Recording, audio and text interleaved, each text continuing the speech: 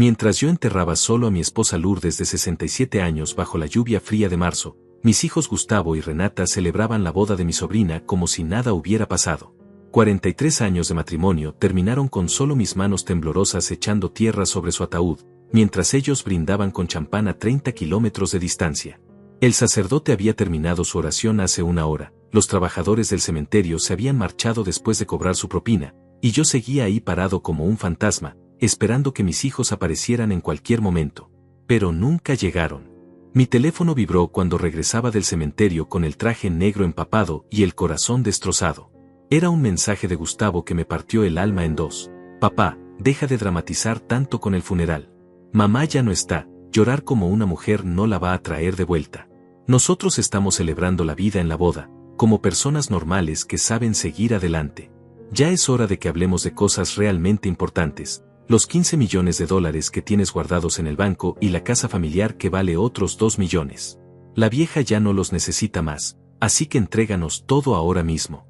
No queremos más drama barato, solo queremos lo que nos pertenece por derecho. Me senté en el sofá donde Lourdes solía tejer sus manteles, con el teléfono temblando en mis manos arrugadas por 66 años de trabajo duro. 40 años levantándome a las 5 de la mañana para abrir mi taller de carpintería, trabajando 18 horas diarias hasta que me dolían los huesos, ahorrando cada centavo para darles educación universitaria en las mejores escuelas privadas, casa propia en los mejores barrios, automóviles nuevos cada 2 años. 40 años negándome vacaciones familiares, ropa nueva, comidas en restaurantes caros, medicinas costosas cuando me dolía la espalda, todo para que ellos tuvieran lo mejor que el dinero pudiera comprar. Renata me escribió exactamente una hora después, como si hubieran coordinado su ataque. Papá, Gustavo tiene razón en todo lo que te dijo. Mamá ya descansó en paz, pero nosotros tenemos deudas reales y problemas económicos que no se van a resolver solos. Necesitamos urgentemente el dinero de la casa y todos tus ahorros del banco. No seas egoísta guardándotelo todo como un avaro cuando nosotros somos tus únicos herederos legales. Tú ya viviste tu vida completa, ahora nos toca a nosotros vivir la nuestra. Firma todos los papeles de transferencia esta misma semana o tendremos que tomar medidas legales más drásticas. No queremos lastimarte porque eres nuestro padre, pero tampoco podemos seguir esperando eternamente mientras tú te aferras al pasado como un viejo terco. Las lágrimas se mezclaron con la lluvia que aún goteaba de mi cabello canoso mientras leía esas palabras que me atravesaron como dagas heladas. La casa estaba sumida en un silencio sepulcral, como si hasta las paredes de ladrillo sintieran la ausencia dolorosa de Lourdes. En la mesa del comedor todavía estaban sus medicinas organizadas cuidadosamente por días de la semana, sus lentes de lectura sobre el periódico matutino que nunca terminó de leer, su taza de café frío con la marca perfecta de sus labios que ya nunca más me darían los buenos días. Mis hijos, que no aparecieron ni una sola vez durante los 3 meses más duros de agonía de su madre en el hospital, cuando ella preguntaba por ellos cada día entre lágrimas, ahora exigían quedarse con absolutamente todo lo que construimos juntos gota a gota, ladrillo por ladrillo, sacrificio tras sacrificio. Mientras Lourdes se desvanecía en esa cama de hospital conectada a máquinas que pitaban toda la noche, Gustavo estaba de vacaciones en Cancún posteando fotos en Instagram, y Renata organizaba fiestas en su casa nueva que yo la había pagado completamente. Miré las fotos familiares en la repisa de madera que yo mismo había tallado con estas manos, y recordé cuando Gustavo y Renata eran niños pequeños de mejillas sonrosadas que corrían hacia mis brazos abiertos cada tarde cuando regresaba del trabajo cubierto de aserrín. Cuando me suplicaban que les leyera cuentos de princesas y dragones antes de dormir, cuando me decían con sus vocecitas tiernas que era el mejor papá del mundo entero. Ahora, a mis 66 años cumplidos, recién viudo y con el alma completamente rota en 1000 pedazos, solo era un obstáculo molesto entre ellos y el dinero que tanto codiciaban. Esa noche interminable, mientras organizaba meticulosamente todos los papeles del funeral que pagué completamente de mi bolsillo sin recibir ni un peso de ayuda, recibí un último mensaje de Gustavo que me terminó de despertar. Papá, esperamos tu respuesta definitiva mañana temprano. No hagas esto más complicado de lo absolutamente necesario para todos. Mamá está muerta y enterrada, tú ya eres un viejo que no tiene mucho tiempo de vida, y nosotros tenemos toda la vida completa por delante para disfrutar. Sé inteligente por una vez en tu patética vida de trabajador. Entrega todo el dinero sin hacer drama y todos podremos seguir adelante sin problemas innecesarios. Me quedé sentado inmóvil en la cocina hasta que el amanecer pintó el cielo de naranja, viendo cómo la luz dorada del sol iluminaba lentamente la silla vacía donde Lourdes desayunaba cada mañana durante 43 años exactos. Por primera vez en toda mi vida, entendí completamente lo que significaba estar absolutamente solo en este mundo cruel. Pero algo profundo dentro de mí, algo que creía completamente muerto después de enterrar a mi esposa adorada, comenzó a despertar como un volcán dormido. Era una sensación completamente extraña, fría y calculadora como el acero templado. Mis queridos hijos querían comenzar una guerra que no tenían ni la menor idea de que ya habían declarado.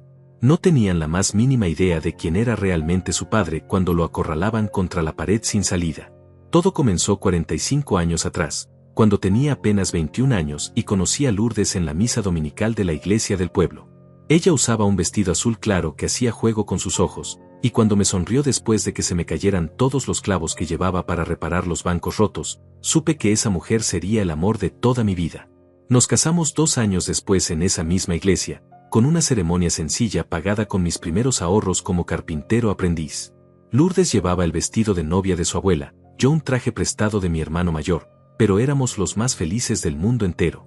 Nuestros primeros años fueron duros como piedra, pero hermosos como el amanecer. Vivíamos en un cuarto diminuto detrás del taller donde yo aprendía el oficio, compartiendo un colchón viejo y una estufa que funcionaba cuando quería. Lourdes cosía ropa para las señoras del pueblo mientras yo tallaba muebles desde las 5 de la mañana hasta las 10 de la noche. Cada peso que ganábamos lo guardábamos religiosamente en una lata de galletas escondida debajo de la cama, soñando con comprar nuestra casa propia algún día. Cuando nació Gustavo, yo tenía 25 años y trabajaba ya 18 horas diarias para pagar el parto en el hospital privado. Recuerdo perfectamente la primera vez que lo tuve en mis brazos. Era tan pequeñito y frágil que me daba miedo respirar muy fuerte para no despertarlo. Le prometí en silencio que nunca le faltaría nada, que tendría todas las oportunidades que yo nunca tuve. Lourdes lloraba de alegría viendo cómo yo lo arrullaba cantándole canciones inventadas, y me decía que sería el padre más maravilloso del mundo. 3 años después llegó Renata, nuestra princesita de ojos verdes como su madre. Para entonces ya habíamos comprado nuestra primera casa pequeña con el dinero ahorrado peso por peso durante 6 años completos. Era una casita de 2 recámaras en un barrio humilde, pero para nosotros era un palacio real.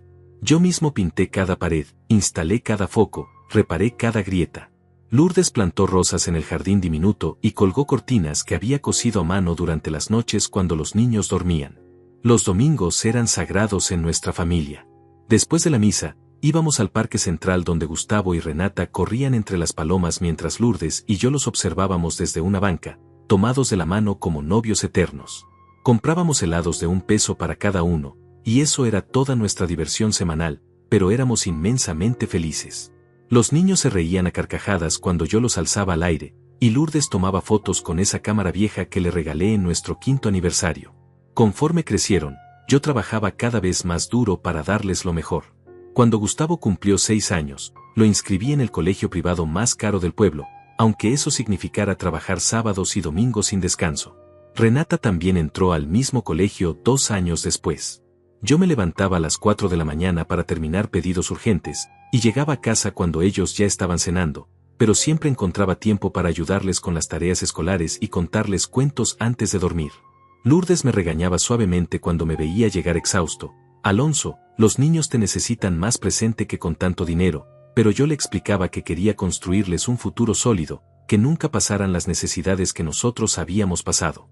Ella asentía comprensiva y me preparaba el plato caliente que me había guardado, masajeándome los hombros doloridos mientras yo comía en silencio.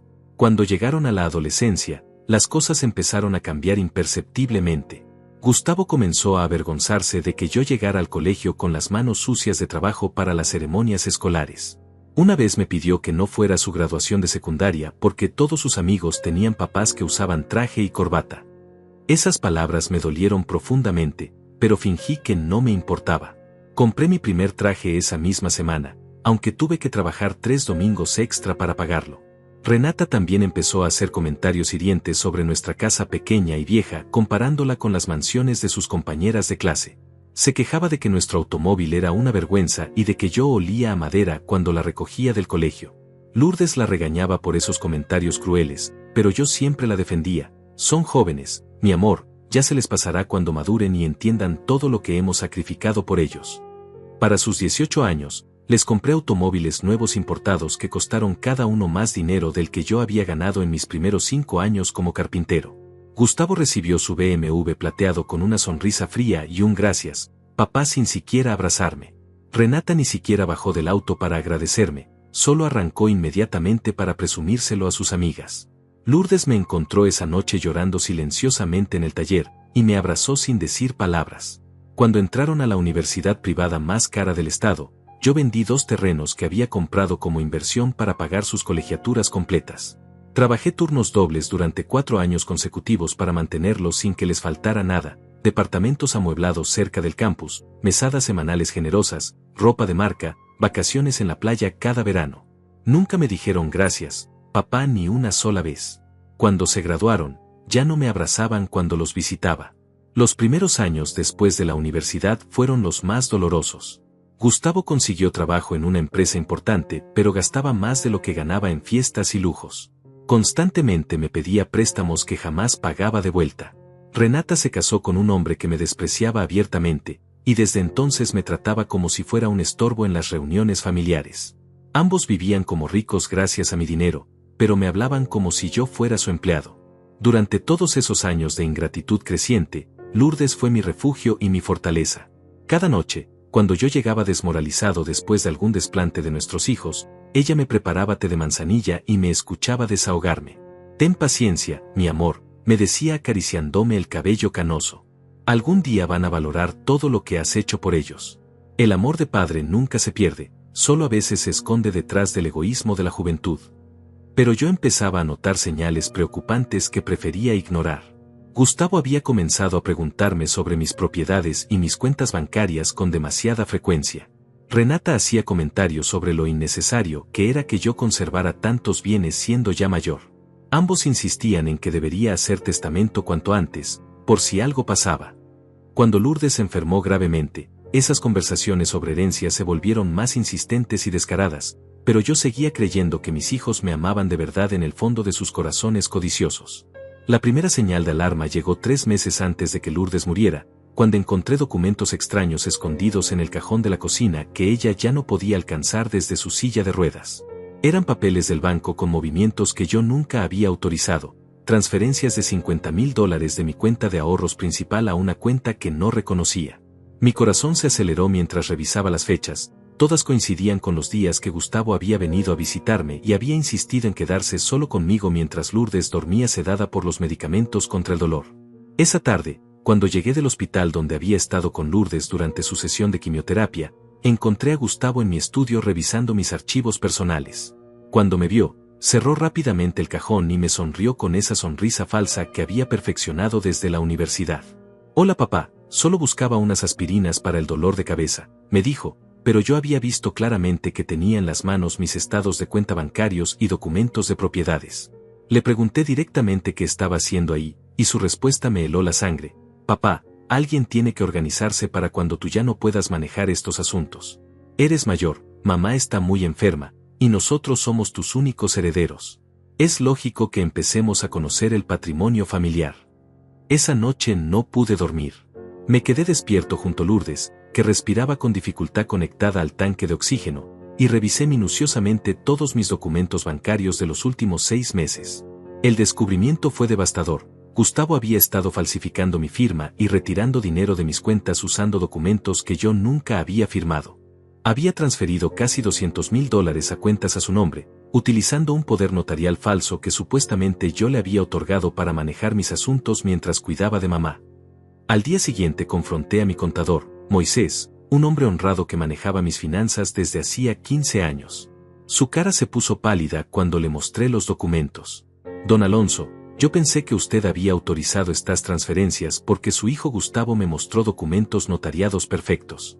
Me dijo que usted estaba muy enfermo para venir personalmente y que necesitaba liquidez para pagar los gastos médicos de su esposa.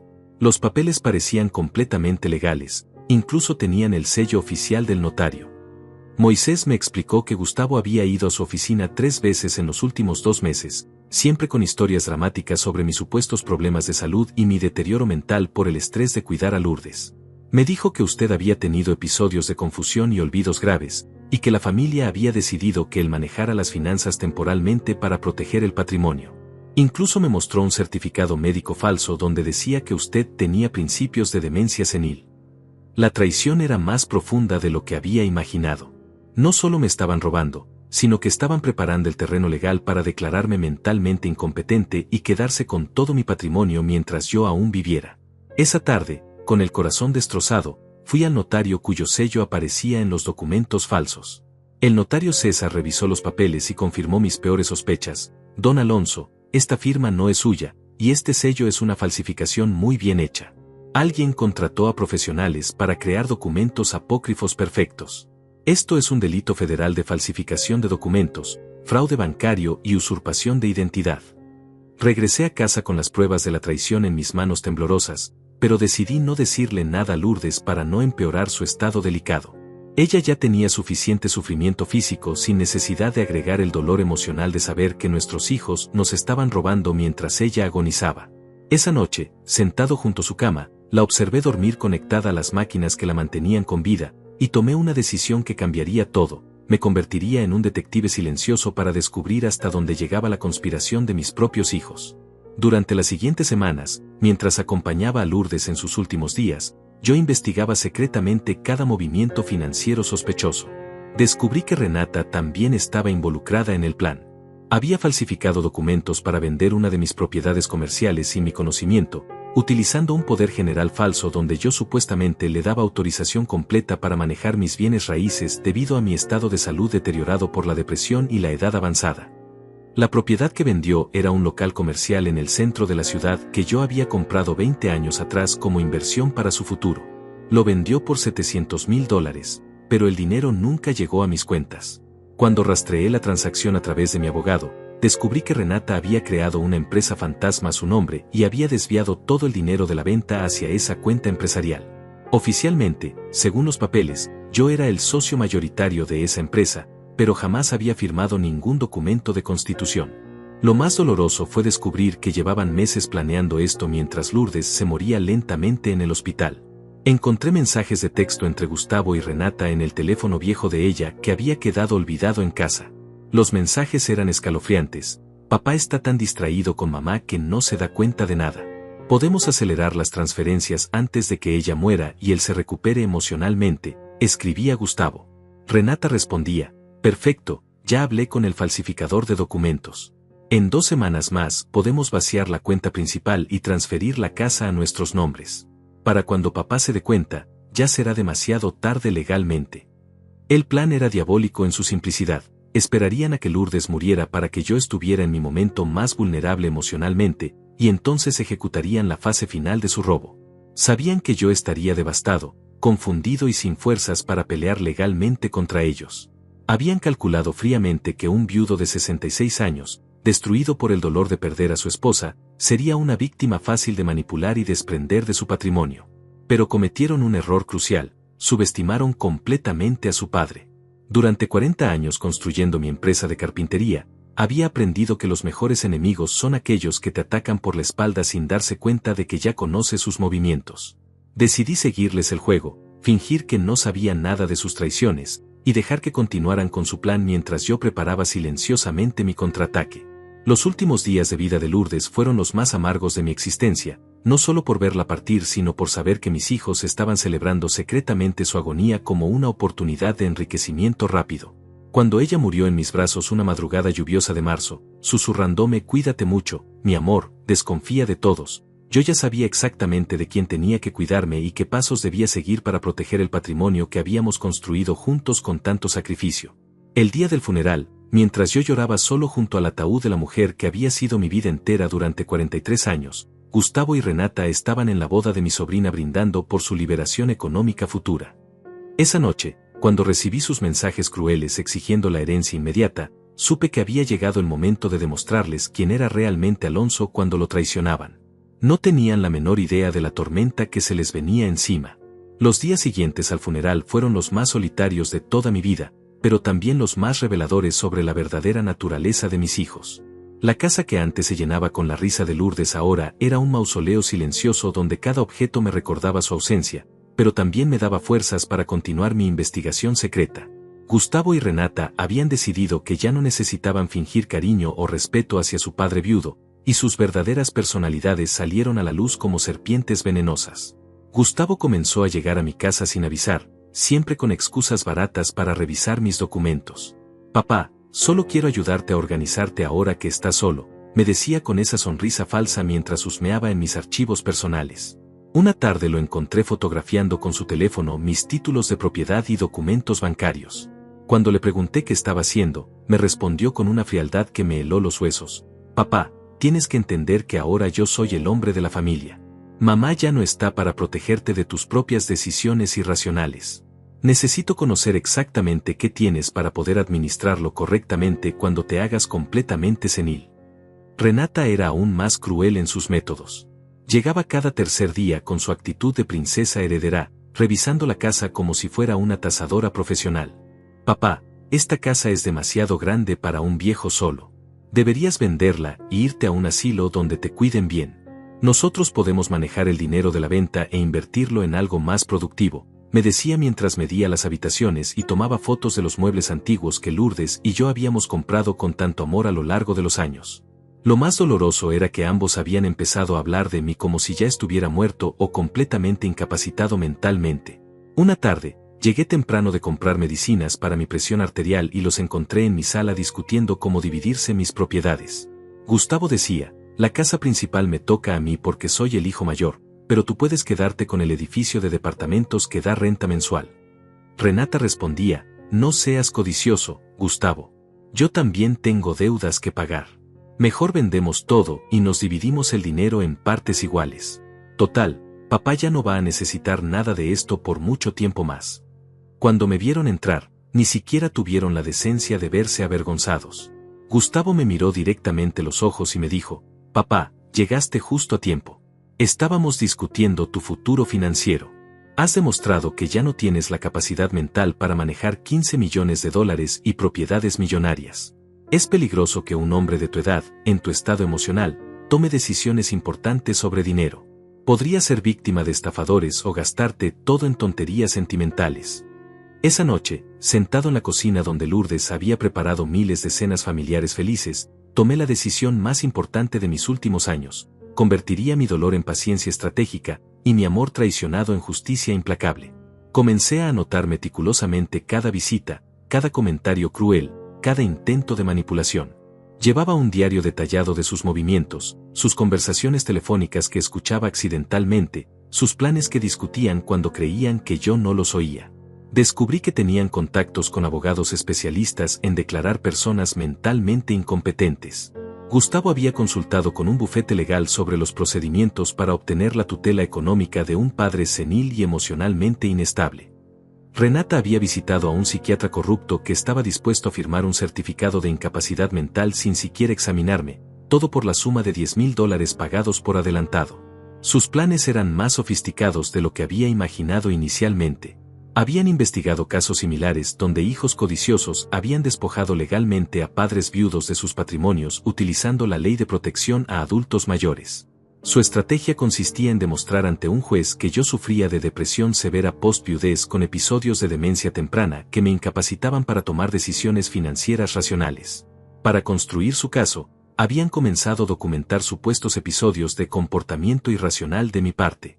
Gustavo llevaba grabaciones secretas de conversaciones donde yo mencionaba a Lourdes como si aún estuviera viva, aprovechando momentos de dolor profundo donde hablaba con sus fotografías o le decía buenos días a su silla vacía en el desayuno.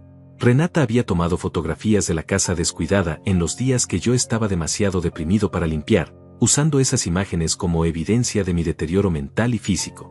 Lo que más me dolió fue descubrir que habían reclutado testigos falsos dispuestos a mentir sobre mi estado mental a cambio de dinero.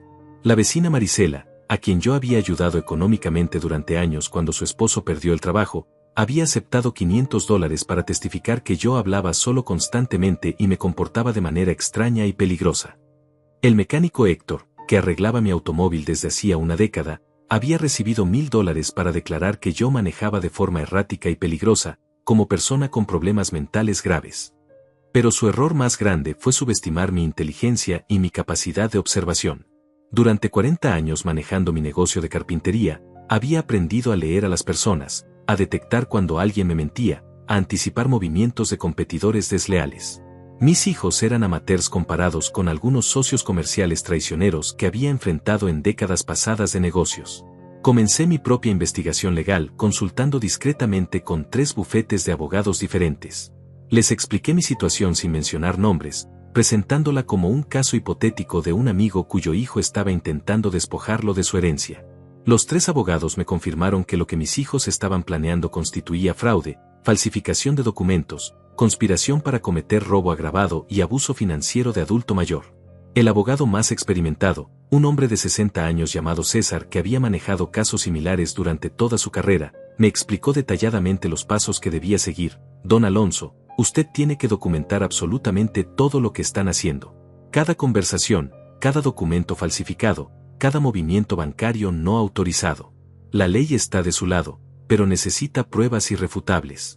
Cuando tengamos suficiente evidencia, podremos no solo recuperar todo el dinero robado, sino también procesarlos penalmente por fraude agravado.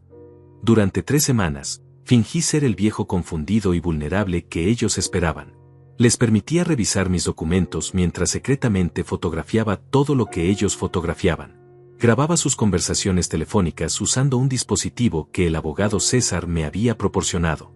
Documentaba cada visita, cada amenaza velada, cada intento de manipulación psicológica.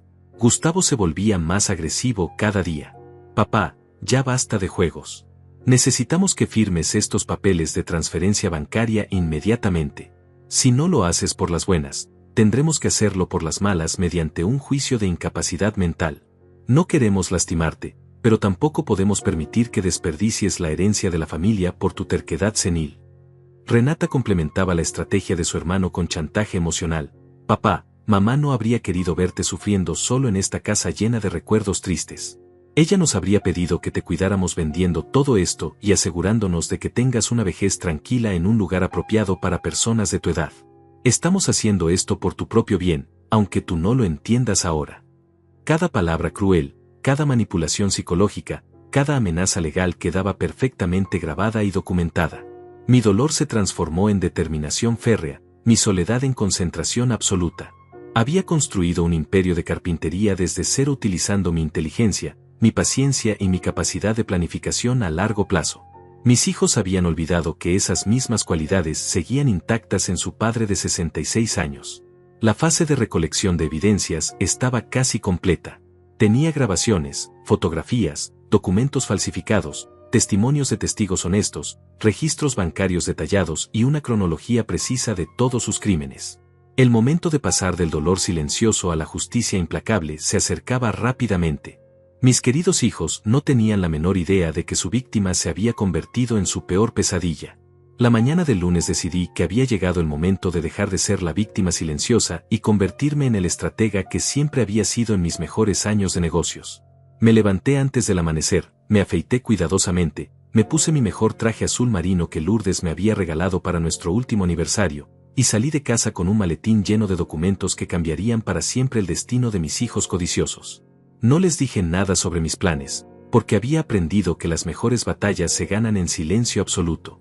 Mi primera parada fue la oficina del abogado César, un hombre experimentado de 62 años que había manejado casos de fraude familiar durante 3 décadas completas.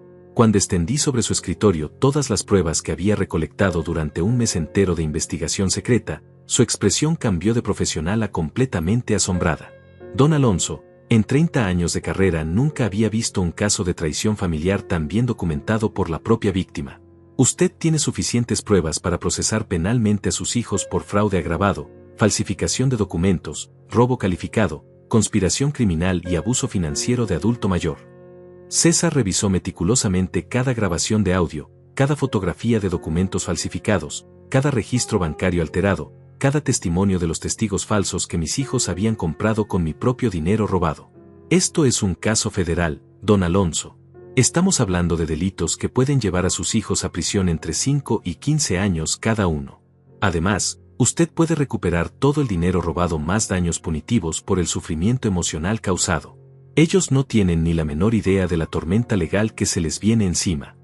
Firmé todos los documentos necesarios para iniciar el proceso legal, otorgué poder especial a César para que actuara en mi nombre con autoridad completa, y autoricé la investigación bancaria federal que congelaría inmediatamente todas las cuentas donde mis hijos habían depositado mi dinero robado. El abogado me explicó que tendríamos resultados concretos en menos de una semana, pero que el proceso completo podría tomar varios meses para asegurar que la justicia fuera absolutamente perfecta e irrefutable. Mi segunda parada fue el banco principal donde tenía mis cuentas de ahorros más importantes. El gerente Moisés, que conocía mi situación desde hacía 15 años, ya había sido contactado por mi abogado y tenía preparados todos los documentos necesarios. Don Alonso, hemos congelado todas las transacciones no autorizadas y hemos reportado el fraude a las autoridades federales. Su hijo Gustavo intentó retirar otros $50,000 ayer por la tarde usando documentos falsificados, pero nuestro sistema ya tenía alerta de seguridad y rechazó automáticamente la transacción. Moisés me mostró las grabaciones de seguridad donde Gustavo discutía violentamente con los empleados del banco porque no le permitían acceder a mis cuentas. En el video se veía claramente cómo mi hijo perdía el control y gritaba: «Ese dinero es mío por derecho. Mi padre está senil y yo tengo poder legal para manejarlo. Ustedes van a pagar caro por obstruir mis derechos como heredero».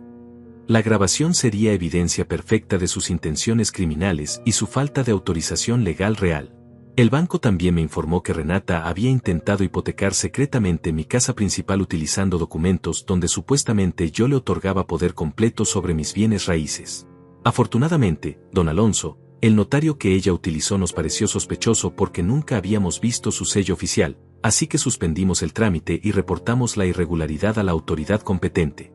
Su hija está siendo investigada por falsificación de documentos públicos, que es un delito federal muy grave.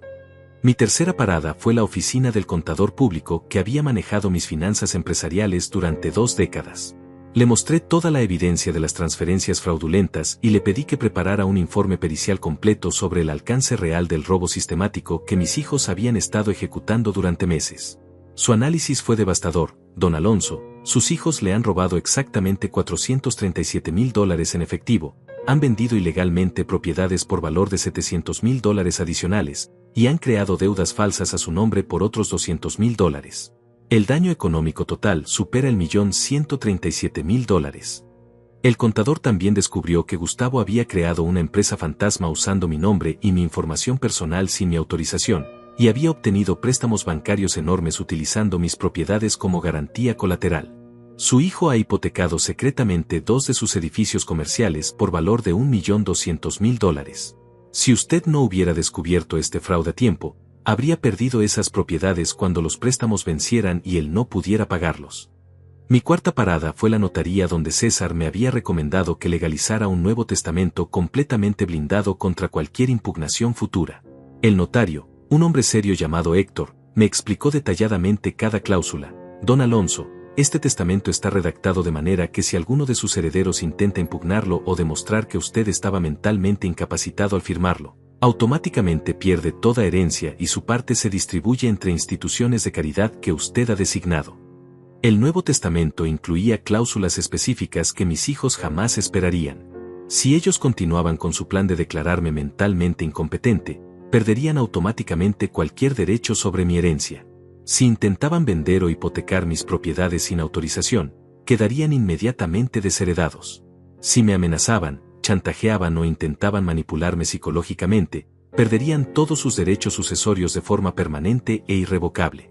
Pero la cláusula más importante era una que protegía completamente mi autonomía, mientras Alonso conserve sus facultades mentales plenas, que serán evaluadas anualmente por 3 psiquiatras independientes de su elección. Él mantiene control absoluto sobre todas sus decisiones financieras, testamentarias y patrimoniales.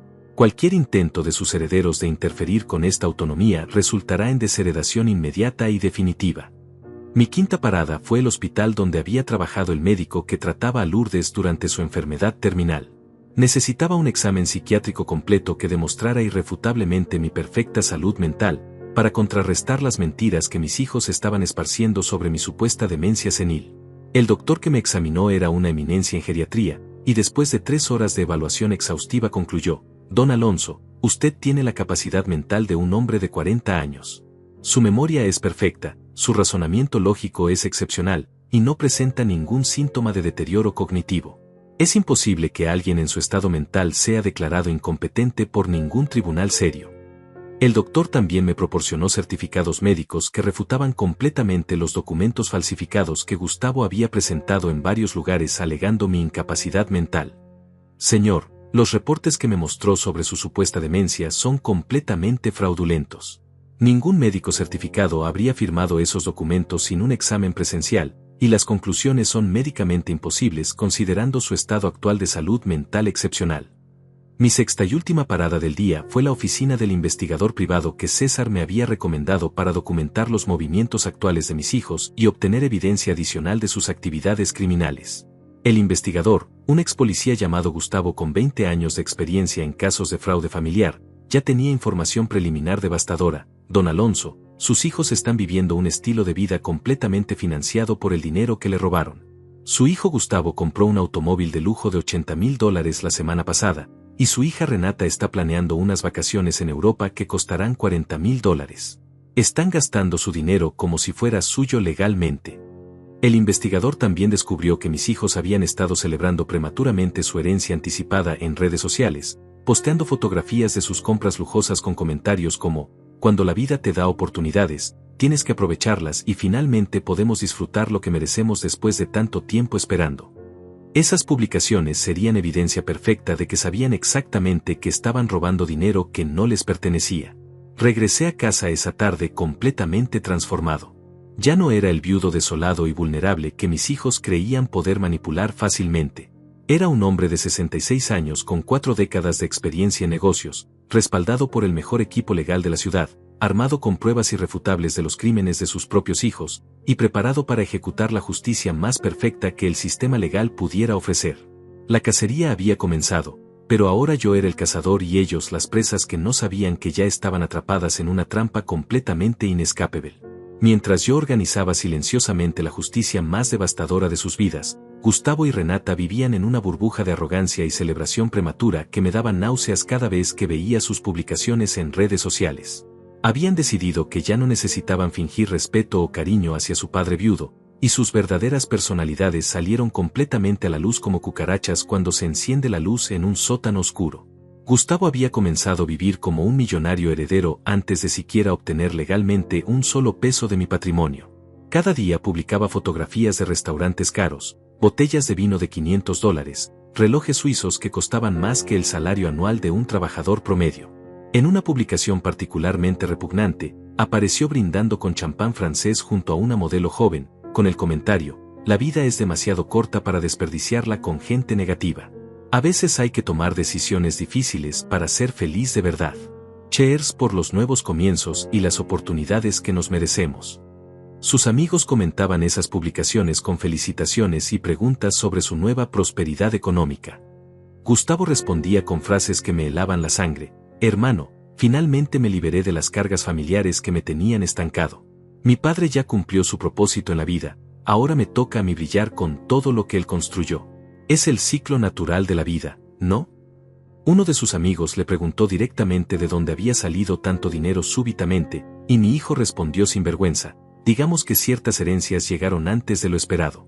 A veces la vida te sorprende positivamente. Renata era aún más descarada en su ostentación vulgar del dinero robado. Había contratado un decorador profesional para remodelar completamente su casa utilizando mis ahorros, y documentaba cada cambio lujoso en Instagram como si fuera una estrella de televisión presumiendo su riqueza. Nuevo día, nueva vida, nueva decoración, escribía junto a fotografías de muebles italianos que costaban más que un automóvil nuevo. Cuando eliminas la toxicidad de tu vida, el universo te recompensa con abundancia infinita. Sus amigas le preguntaban constantemente cómo podía costear semejantes lujos, siendo que antes siempre se quejaba de problemas económicos. Renata respondía con una filosofía de vida que me daba asco: Girls, aprendí que no puedes esperar toda la vida a que otros tomen las decisiones que tú necesitas para ser feliz. A veces tienes que ser valiente y tomar lo que te pertenece, aunque otros no lo entiendan. Mi papá es un hombre mayor que ya vivió su momento, ahora es mi turno de disfrutar lo que él trabajó para nosotros. Lo más repugnante era que ambos habían comenzado a dar consejos motivacionales en redes sociales sobre liberarse de relaciones tóxicas y priorizarse a uno mismo. Gustavo publicó un video donde decía: gente, les voy a dar el mejor consejo de sus vidas, no permitan que la culpa o el sentimiento los aten a situaciones que ya no les sirven. Si alguien en su familia es un obstáculo para su crecimiento personal, incluso si es su propio padre o madre, tienen el derecho de tomar distancia y proteger su bienestar emocional y económico. Renata complementaba estos mensajes con publicaciones aún más cínicas. Ladies, recuerden que ustedes no son responsables de la felicidad de sus padres ancianos. Ellos tuvieron su oportunidad de vivir, ahora es su momento de brillar. No se sacrifiquen por gente que ya cumplió su ciclo de vida. La lealtad familiar tiene límites racionales, y esos límites los ponen ustedes según sus necesidades actuales. Ambos habían comenzado a presentarse públicamente como emprendedores exitosos y consultores en bienestar familiar. Gustavo había creado una página de Facebook llamada Libertad Financiera Inteligente donde compartía estrategias para optimizar recursos familiares y tomar decisiones financieras valientes sin dejarse manipular por el chantaje emocional de generaciones anteriores. Sus seguidores lo veían como un gurú de las finanzas personales, sin saber que toda su sabiduría provenía de robar a su padre viudo. Renata había empezado un blog llamado Mujer Empoderada, Decisiones Inteligentes, donde escribía artículos sobre liberarse de la codependencia familiar y establecer límites saludables con padres controladores. En uno de sus posts más populares escribió: "Chicas, mi papá es un ejemplo perfecto de cómo las generaciones mayores usan la manipulación emocional para controlar a sus hijos adultos. Desde que murió mi mamá, él ha intentado hacernos sentir culpables por vivir nuestras propias vidas. Pero yo aprendí que su dolor no es mi responsabilidad, y su dinero acumulado tampoco tiene que quedarse estancado por su egoísmo senil". Lo que más me dolía era leer los comentarios de apoyo que recibían de personas que no conocían la realidad de la situación. Cientos de seguidores los felicitaban por su madurez emocional y su valentía para priorizarse. Una mujer comentó en el blog de Renata: "Qué inspirador. Yo también tengo una madre mayor que me chantajea emocionalmente con su soledad. Voy a seguir tu ejemplo y poner límites firmes. Mis hijos estaban envenenando a otras familias con su filosofía de egoísmo puro". Gustavo había comenzado a dar conferencias virtuales sobre inteligencia financiera familiar donde enseñaba a otros jóvenes cómo negociar herencias anticipadas y convencer a padres mayores de distribuir sus bienes antes de la muerte natural. Cobraba $200 por sesión de consultoría personalizada donde daba consejos específicos sobre cómo manipular psicológicamente a padres ancianos para obtener acceso a sus cuentas bancarias. En una de esas conferencias, que yo grabé secretamente, Gustavo dijo: "Amigos, tengan en cuenta que sus padres mayores viven en el pasado y no entienden las necesidades financieras del mundo moderno. Ustedes tienen que ser los adultos racionales de la relación. Si papá o mamá se niegan a colaborar con sus planes de vida, ustedes tienen herramientas legales para proteger el patrimonio familiar de las decisiones irracionales de la vejez. Un buen abogado puede ayudarlos a obtener tutela económica si demuestran que sus padres no están mentalmente capacitados para manejar dinero". Renata organizaba talleres de empoderamiento femenino donde enseñaba a mujeres jóvenes a liberarse de la carga de cuidar padres ancianos dependientes emocionalmente. En uno de esos talleres, que mi investigador privado grabó, ella dijo: "Señoras, ustedes no vinieron a este mundo para ser las enfermeras eternas de sus padres. Ellos tuvieron su oportunidad de prepararse para la vejez. Si no lo hicieron correctamente, ese es su problema, no el de ustedes. Su obligación es con su propia felicidad y su propio futuro económico". Ambos habían comenzado a recibir invitaciones para aparecer en programas de radio local como expertos en relaciones familiares saludables. Gustavo apareció en un programa matutino donde el conductor lo presentó como un joven empresario que ha logrado establecer límites sanos con su familia de origen. Durante la entrevista, mi hijo dijo: "Mi padre es un hombre que se quedó estancado en el dolor después de que murió mi madre. Nosotros intentamos ayudarlo, pero él rechaza toda ayuda y prefiere vivir como una víctima. En algún momento tuvimos que tomar la decisión adulta de proteger nuestro bienestar emocional y económico. Mientras ellos construían sus imperios de mentiras y vivían como millonarios con mi dinero robado, yo documentaba cada publicación, cada comentario, cada entrevista, cada conferencia.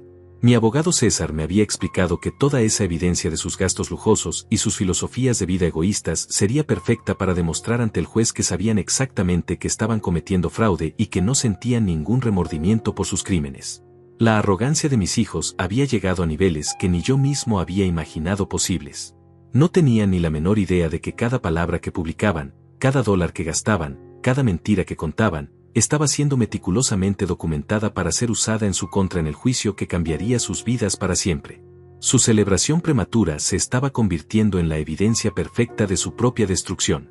El viernes por la mañana, exactamente 4 semanas después del funeral de Lourdes, decidí que había llegado el momento de ejecutar el contraataque más devastador de mi vida. Me levanté antes del amanecer, me duché con agua fría para mantener la mente completamente clara, me puse mi mejor traje negro y tomé el maletín de cuero que contenía toda la evidencia de los crímenes de mis hijos. No había nerviosismo en mis manos, no había duda en mi corazón, solo la tranquilidad férrea de un hombre que conocía exactamente cada movimiento de su estrategia perfecta. A las 8 de la mañana en punto, llegaron simultáneamente a mi casa 2 camionetas negras del Departamento de Investigaciones Financieras Federales y una patrulla local con sirenas silenciadas. Los agentes, dirigidos por el detective César que llevaba 6 meses investigando casos de fraude familiar, tenían órdenes judiciales para arrestar inmediatamente a Gustavo y Renata por los delitos de fraude bancario agravado, falsificación de documentos públicos, robo calificado en banda organizada y conspiración criminal para cometer abuso financiero de adulto mayor. Gustavo llegó a mi casa exactamente a las 8:30, como había venido haciendo cada viernes durante un mes para presionarme sobre la transferencia de mis propiedades. Traía consigo un notario corrupto y documentos falsificados para forzarme a firmar la cesión de mis bienes por mi propio bienestar mental y emocional. Su sonrisa arrogante se desvaneció completamente cuando vio las camionetas policiales estacionadas frente a mi casa y los agentes esperándolo con esposas en las manos. «Buenos días, Gustavo», le dije con una calma que lo heló hasta los huesos. «Te estábamos esperando». El detective se acercó con la orden de arresto en la mano y le leyó sus derechos con voz profesional y firme. «Gustavo Ramírez, queda usted arrestado por los delitos federales de fraude bancario agravado por valor de $437,000, falsificación de documentos públicos, conspiración para cometer robo calificado y abuso financiero de adulto mayor. Todo lo que diga puede y será usado en su contra en un tribunal de justicia». Mi hijo me miró con una expresión de shock absoluto que jamás olvidaré mientras le ponían las esposas. «Papá, ¿qué está pasando aquí? ¿Tú llamaste a la policía contra tu propio hijo? ¿Estás completamente loco?». Su voz se quebró cuando la realidad de la situación comenzó a penetrar su arrogancia. Le respondí con una frialdad que sorprendió incluso a los agentes. «Gustavo, llamé a la justicia contra los criminales que robaron mi dinero y falsificaron mi firma. Si esos criminales resultan ser mis hijos, esa es una coincidencia dolorosa pero irrelevante para la ley». Mientras subían a Gustavo a la camioneta policial, Renata llegó manejando su automóvil nuevo comprado con mi dinero robado. Había venido para acompañar a su hermano en lo que ellos creían sería la sesión final de chantaje para obtener mi herencia completa. Su cara de horror cuando vio a su hermano esposado y a los agentes federales esperándola fue un momento de justicia pura que compensó meses de traición y humillación. «Renata Ramírez», dijo el detective con la segunda orden de arresto, «queda usted detenida por los delitos de falsificación de documentos notariales, venta fraudulenta de bienes inmuebles, creación de empresas fantasma para lavado de dinero y conspiración criminal agravada. Su derecho a permanecer callada comienza ahora mismo». Cuando intentó correr hacia su automóvil, 2 agentes la detuvieron suavemente pero firmemente. Sus gritos histéricos despertaron a todo el vecindario. «Papá, no puedes hacernos esto. Somos tu familia. Esto es una locura de viejo senil». Le entregué personalmente al detective principal el sobresellado que contenía todas las pruebas que había recolectado durante un mes, grabaciones de audio de sus conversaciones criminales, fotografías de documentos falsificados, registros bancarios detallados de cada transacción fraudulenta, testimonios notariados de testigos, reportes periciales de contadores públicos, certificados médicos que refutaban sus alegaciones sobre mi supuesta demencia, y evidencia fotográfica de sus gastos lujosos, realizados con dinero robado. «Detective», le dije con voz completamente controlada, «en este sobre encontrará evidencia irrefutable de que mis hijos han estado ejecutando un plan criminal sistemático durante 6 meses para robarme mi patrimonio completo utilizando documentos falsificados y aprovechándose de mi estado emocional vulnerable después de la muerte de mi esposa. No busco venganza personal, busco justicia legal completa bajo el peso total de la ley federal». El detective revisó rápidamente algunos documentos del sobre y su expresión se volvió más seria. «Don Alonso, en 20 años de carrera nunca había visto un caso de fraude familiar tan bien documentado por la propia víctima. Esto es evidencia suficiente para procesarlos por delitos federales que conllevan sentencias de 5 a 15 años de prisión cada uno, más la restitución completa del dinero robado con intereses punitivos». Mientras las camionetas se llevaban a mis hijos esposados y gritando amenazas e insultos desde las ventanas, yo permanecí de pie en mi jardín frontal observando cómo la justicia se llevaba a los criminales que habían salido de mi propia sangre. Los vecinos salieron de sus casas atraídos por el escándalo, pero yo no sentí vergüenza ni dolor, solo una satisfacción fría y completa de saber que había protegido el patrimonio que Lourdes y yo construimos con 4 décadas de sacrificio. A las 10 de la mañana, mi abogado César llegó con documentos adicionales para ejecutar la segunda fase del plan.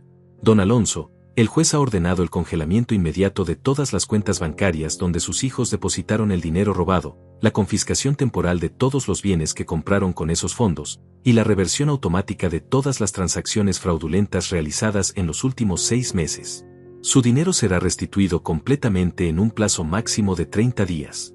César también me informó que el fiscal federal había decidido procesar el caso con la máxima severidad posible debido a la naturaleza particularmente cruel del crimen. Don Alonso, el fiscal dice que casos como este, donde hijos adultos se aprovechan sistemáticamente del dolor de un padre viudo recién enlutado, representan una forma especialmente despreciable de abuso familiar que debe ser castigada con todo el peso de la ley para enviar un mensaje claro a otros potenciales criminales. La tercera fase del plan se ejecutó esa misma tarde cuando el investigador privado y 2 notarios públicos llegaron a las casas de mis hijos para inventariar y confiscar temporalmente todos los bienes comprados con dinero robado. El automóvil de lujo de Gustavo fue remolcado, sus joyas costosas fueron confiscadas, su cuenta bancaria fue vaciada completamente. La casa remodelada de Renata fue puesta bajo custodia judicial, sus muebles italianos fueron marcados como evidencia, sus tarjetas de crédito fueron canceladas inmediatamente. Por la noche, mientras cenaba solo en la cocina donde Lourdes había preparado miles de comidas familiares, recibí una llamada del detective informándome que mis hijos habían intentado contactar abogados defensores pero que ningún bufete serio quería tomar su caso debido a la abrumadora evidencia en su contra. Don Alonso, sus hijos están completamente solos legalmente.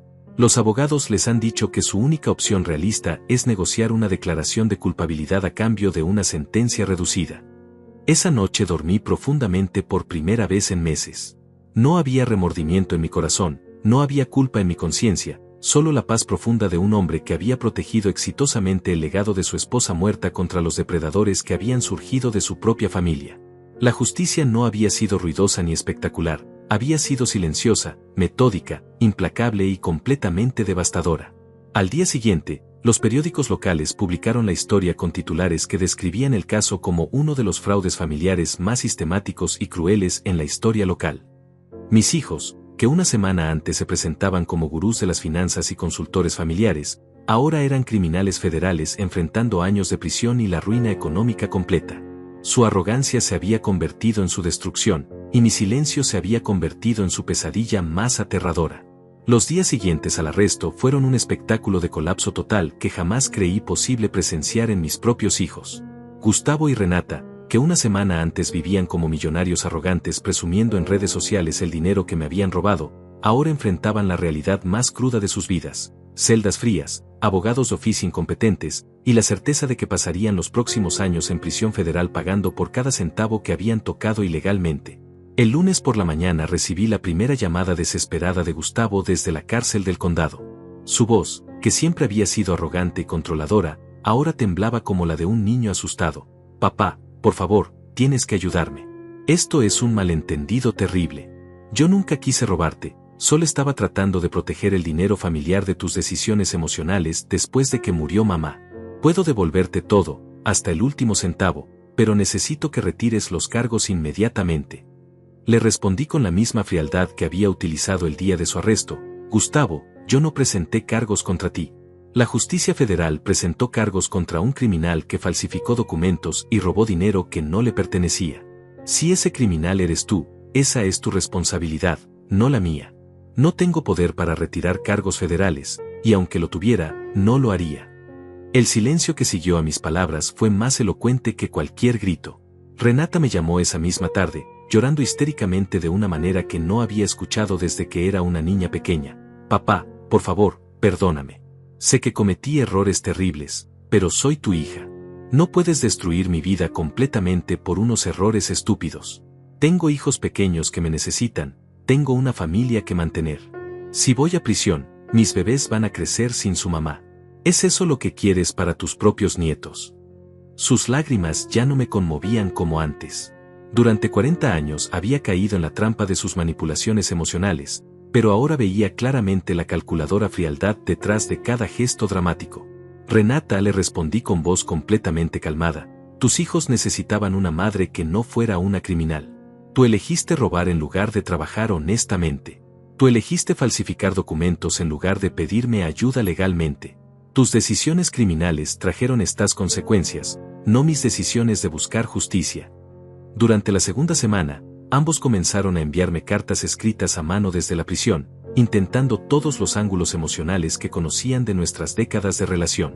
Gustavo escribió una carta de 6 páginas donde me recordaba todos los momentos felices de su infancia, todos los sacrificios que yo había hecho por él, todos los sueños que habíamos compartido cuando era un niño inocente que corría hacia mis brazos cada tarde.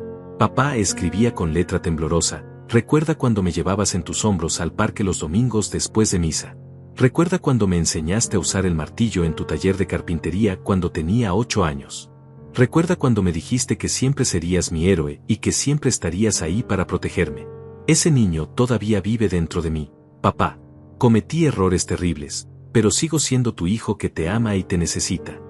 Leí cada palabra de sus cartas, pero mi corazón se había endurecido como el acero templado. Ese niño inocente que me amaba había muerto hacía años, asesinado por la codicia y el egoísmo que mis propios mimos habían alimentado. El hombre que me escribía desde prisión era un stranger criminal que había usado mis recuerdos más queridos como herramientas para robarme y traicionarme en el momento más vulnerable de mi vida. Renata intentó una estrategia diferente en sus cartas. Me culpaba de haberlos malcriado con demasiado dinero y pocas responsabilidades, argumentando que yo era parcialmente responsable de sus crímenes por no haberles enseñado mejor disciplina financiera. Papá, tú nos diste todo lo que queríamos desde niños sin hacernos trabajar por ello. Nos acostumbraste a vivir como ricos sin entender el valor real del dinero. En cierta manera, tú creaste las condiciones que nos llevaron a cometer estos errores. Esa carta me enfureció más que todas las anteriores juntas. Después de 40 años de trabajar 18 horas diarias para darles las mejores oportunidades de vida, mi hija tenía la audacia de culparme por sus decisiones criminales adultas. Le escribí una sola respuesta, breve y definitiva: Renata, yo te di educación, oportunidades y amor. Tú elegiste convertir esos regalos en herramientas para robar. Esa elección fue completamente tuya y las consecuencias también son tuyas. La tercera semana, cuando se dieron cuenta de que sus manipulaciones emocionales no funcionaban, ambos cambiaron de estrategia y comenzaron a amenazarme a través de intermediarios.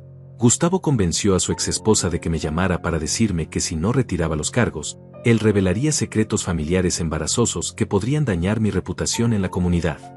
La amenaza era tan patética que casi me dio risa. Renata envió a su esposo a mi casa para intimidarme físicamente. El hombre llegó gritando que yo era un viejo rencoroso que estaba destruyendo a su familia por puro egoísmo. Cuando le expliqué calmadamente que su esposa era una criminal convicta que había robado más de $1 millón, su actitud cambió drásticamente. Se marchó murmurando disculpas y nunca más regresó. Un mes después de los arrestos, mi abogado César me informó que el fiscal federal había rechazado todas las ofertas de negociación que los abogados de mis hijos habían presentado. Don Alonso, sus hijos están desesperados por evitar el juicio porque saben que la evidencia en su contra es completamente irrefutable. Han ofrecido devolver todo el dinero robado, declararse culpables de todos los cargos, y aceptar 5 años de prisión cada uno. El fiscal rechazó la oferta y va por la sentencia máxima, 15 años. César también me explicó que mis hijos habían perdido todo apoyo social en la comunidad. Sus amigos los habían abandonado, sus parejas románticas los habían dejado, sus empleadores los habían despedido, sus compañeros de universidad habían eliminado todo contacto con ellos. Don Alonso, se han convertido en parias sociales completos. Nadie quiere asociarse con criminales que robaron a su padre viudo en el funeral de su madre. El aspecto más satisfactorio de su colapso fue ver cómo su imperio de mentiras en redes sociales se desmoronó completamente.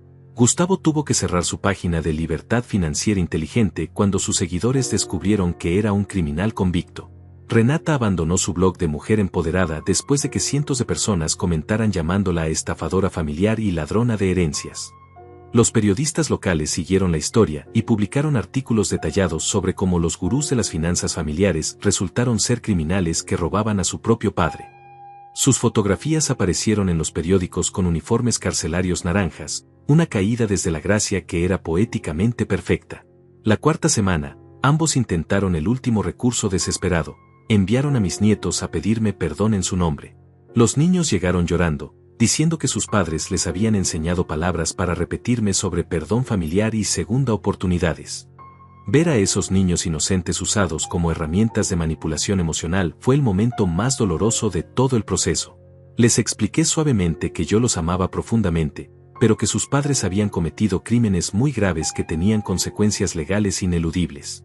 Mis nietos, les dije abrazándolos, cuando sean mayores entenderán que a veces proteger lo que es correcto requiere decisiones difíciles.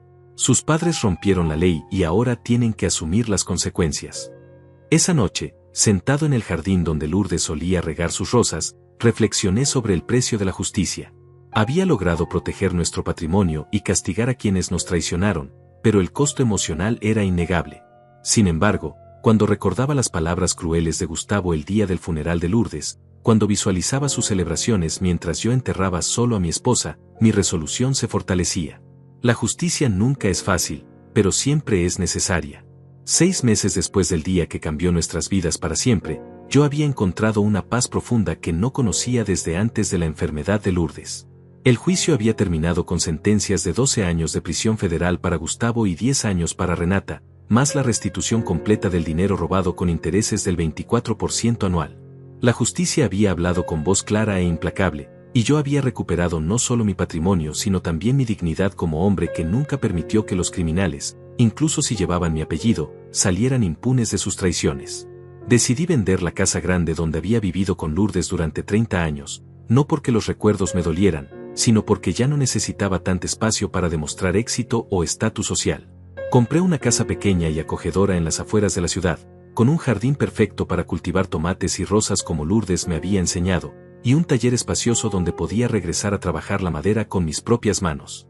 La casa nueva tenía 2 dormitorios, uno para mí, y otro que convertí en oficina donde manejaba mis inversiones y escribía mis memorias sobre 4 décadas construyendo una empresa familiar que mis propios hijos intentaron destruir. En las paredes colgué las fotografías más hermosas de Lourdes y mías durante los años felices, antes de que la enfermedad y la codicia familiar ensombrecieran nuestras vidas. Las mañanas se habían vuelto sagradas para mí. Me levantaba con el amanecer, preparaba café en la cafetera que Lourdes me había regalado en nuestro 20º aniversario, y salía al jardín a regar las plantas mientras escuchaba el canto de los pájaros. No había prisa, no había presión, no había nadie exigiendo dinero o falsificando documentos a mis espaldas. Solo la tranquilidad profunda de un hombre que había peleado la batalla más difícil de su vida y había ganado completamente. Los domingos visitaba la tumba de Lourdes, llevándole flores frescas y contándole sobre mi nueva vida en susurros que solo el viento podía escuchar.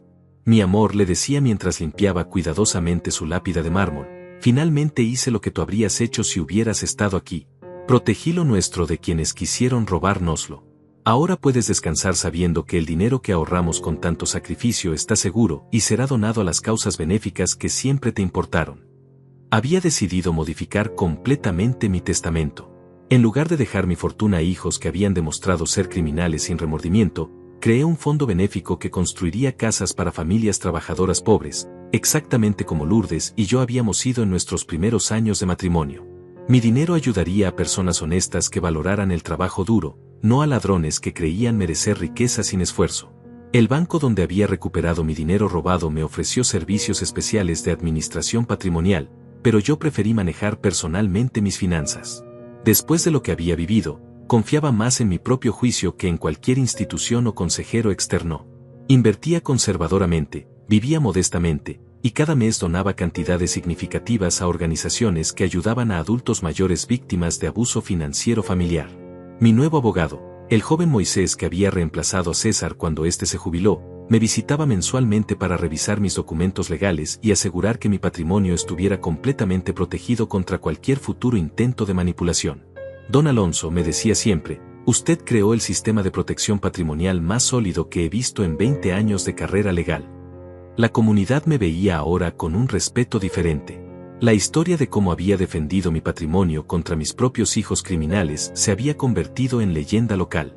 Los comerciantes me saludaban con admiración genuina, los vecinos me pedían consejos sobre protección legal familiar, los periodistas ocasionalmente me entrevistaban sobre prevención de fraude en familias. Había pasado de ser una víctima silenciosa a ser un símbolo de resistencia inteligente. Lo más sorprendente fue descubrir cuántas personas habían vivido situaciones similares con hijos o familiares codiciosos. Un grupo de adultos mayores que habían sufrido abuso financiero familiar comenzó a reunirse en mi casa los jueves por la tarde, compartiendo experiencias y estrategias de protección legal. Me convertí sin planearlo en mentor de otros padres que enfrentaban traiciones similares. La diferencia entre ser víctima y ser sobreviviente, les explicaba a mis nuevos amigos durante esas reuniones, es la decisión de documentar todo, buscar ayuda profesional competente, y nunca permitir que la manipulación emocional te impida proteger lo que construiste honestamente.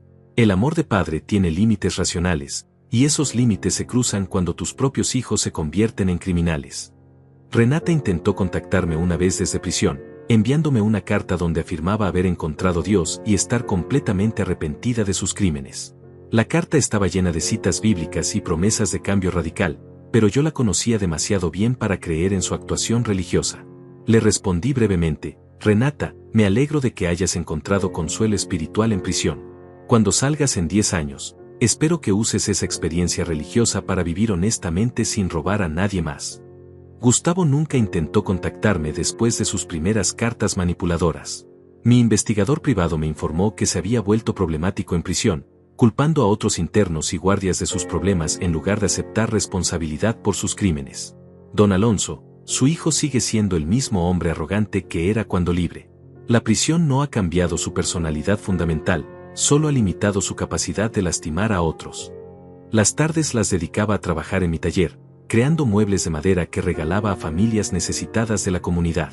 Trabajar con las manos me conectaba con los valores fundamentales que Lourdes y yo habíamos compartido: honestidad, trabajo duro, generosidad genuina hacia quienes realmente necesitaban ayuda.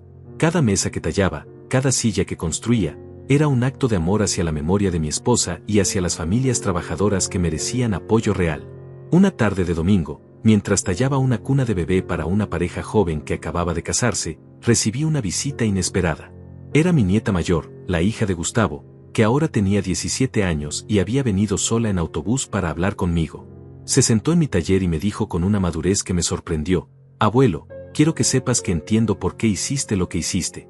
Papá y tía Renata estaban equivocados, y tú tenías derecho de protegerte.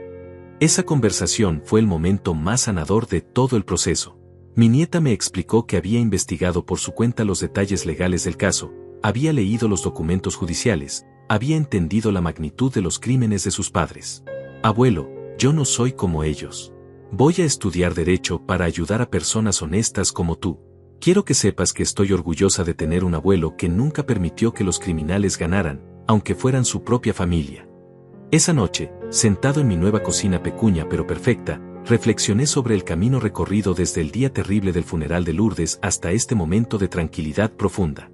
Había perdido a mis hijos, pero había ganado mi dignidad, mi patrimonio, mi paz mental y el respeto de mi comunidad. Había demostrado que un hombre de 66 años podía ser más inteligente y más fuerte que criminales jóvenes que creían poder manipularlo. Antes de dormir, como hacía cada noche, le hablé en voz baja a la fotografía de Lourdes que tenía en mi mesa de noche: mi amor, no necesité gritar para hacer justicia. La verdad se encargó del resto, exactamente como tú me habrías aconsejado. En la tranquilidad de mi casa nueva, con mi patrimonio seguro y mi conciencia limpia, dormí profundamente sabiendo que había honrado la memoria de mi esposa y protegido el legado de nuestros 43 años de amor verdadero y trabajo honesto.